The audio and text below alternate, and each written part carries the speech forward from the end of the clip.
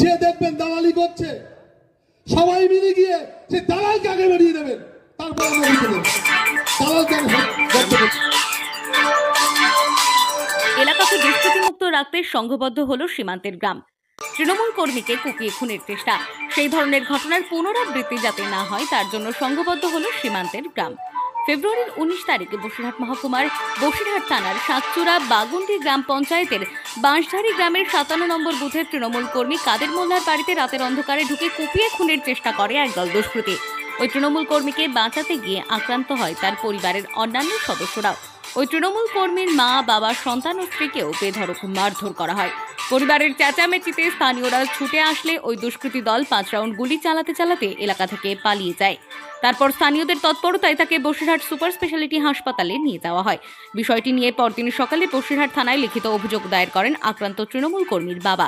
তদন্তে নামে পুলিশ, কিন্তু ঘটনার পর 1 সপ্তাহের বেশি সময় অতিক্রান্ত হলেও এখনো পর্যন্ত পুলিশ কাউকে গ্রেফতার বা আটক করতে পারেনি। তাই দোষীদের গ্রেফতার করে উপযুক্ত শাস্তির দাবিতে ও বাঁশঝাড়ি গ্রামের মানুষকে সংঘবদ্ধ করতে রীতিমতো মঞ্চ বেঁধে সভার আয়োজন করলেন বসিরহাট 1 নম্বর ব্লকের 7টি গ্রাম পঞ্চায়েতের নেতৃত্বরা।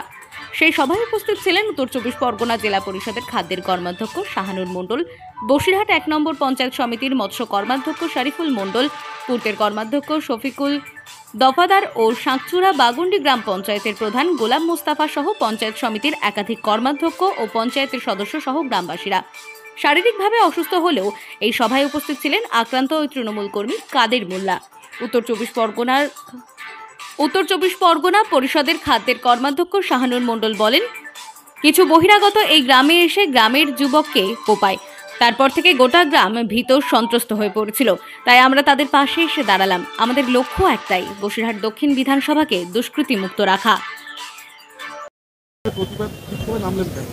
প্রতিবাদ বিক্ষোভ না, এটা আমাদের যুব নেতৃত্ব আমাদের কাদেরকে কিছু দুষ্কৃতীরা রাত্রে এসে মারধর করে। আমরা এই গ্রামের মানুষ, 4টি গ্রামের মানুষকে একত্রিত করে একটা বার্তা দিতে এসেছি। যদি এই দুষ্কৃতীদের বাড়ি আমি শুনেছি আমাদের পঞ্চায়েতের ভিতরে না, বাইরে থেকে আসে, তারা কিছু অসামাজিকমূলক কাজকাম এখানে করে, তার বিরোধিতা করে আমাদের দলের নেতৃত্ব কাদের, তাকে মারধর করে। গ্রামের মানুষ একটা ভীতস্ত হয়ে গিয়েছিল, তাদের অ্যাকচুয়ালি পাশে দাঁড়াবার জন্য, তাদের সাড়া দেওয়ার জন্য আমরা এসেছি।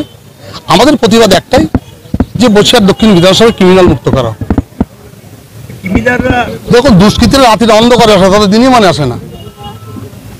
ভারতবর্ষের নরেন্দ্র মোদী ক্ষমতা আছে, অন্য অন্য রাজ্যে অঘটন ঘটছে না? ঘটছে অবশ্যই। দুষ্কৃতীরা তো দিনের আলো আসে না, রাত্রে আসছে বোমগুলি নিয়ে। সেখানে সাধারণ মানুষ কি করবে? সাধারণ মানুষ খালি হাতে। সেটা যাতে গ্রামের মানুষ একত্রভাবে আগামী দিন লুকিয়ে দিতে পারে, তার জন্য একটা বার্তা দেওয়ার জন্য আমরা এসেছি।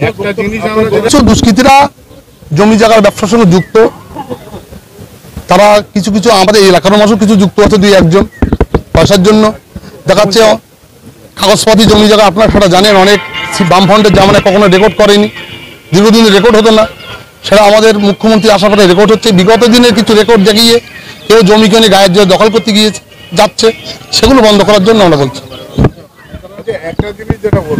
না, কোনো তৃণমূলের সঙ্গে সংঘর্ষ না, কিছুই না। পাশের যারা আমাদের আছে তারাও আমাদের তৃণমূল, আমরা তৃণমূল, এরা সমাজ বিরোধী, যা তৃণমূলের কেউ না। এরকম খবর নেই, এটা ভুল ধারণা। সমাজ বিরোধীকে কখন তৃণমূল প্রশ্রয় দেয় না, যারা সমাজ বিরোধী এরা সমাজই বিরোধী।